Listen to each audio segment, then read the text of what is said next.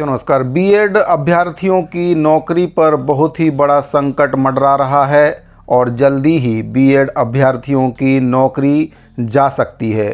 साथियों, हाईकोर्ट के द्वारा अवमानना याचिका पर सुनवाई करते हुए एक बड़ा निर्णय दिया गया है। तो क्या है पूरी जानकारी, आपको विस्तार से जानकारी बताऊंगा। वीडियो को अंत तक बिना स्किप किए हुए जरूर देखिए। साथ ही अगर आप पहली बार चैनल पर विजिट कर रहे हैं तो चैनल को सब्सक्राइब करना ना भूलें। साथ ही बेल आइकन को प्रेस करके उसको ऑल पर सेट कर लें, जिससे आपको समस्त कर्मचारियों से संबंधित जानकारी लगातार इस चैनल के माध्यम से मिलती रहे।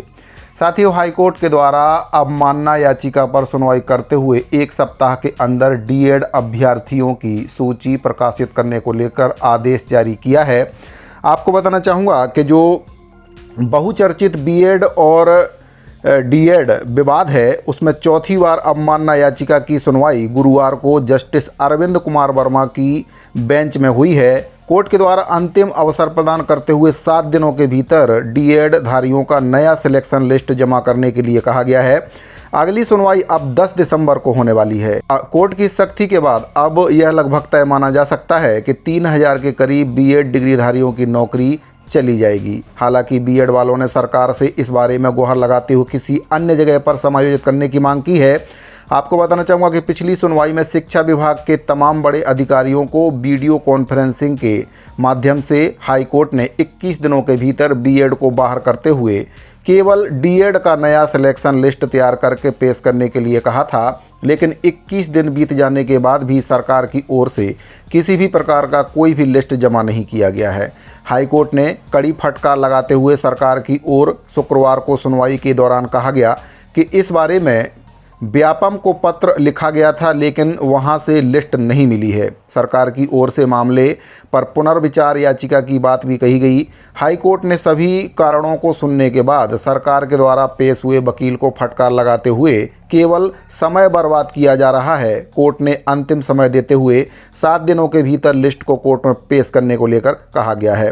राज्य भर्ती नियम 2019 के तहत इन सभी अभ्यर्थियों की नियुक्ति हुई थी।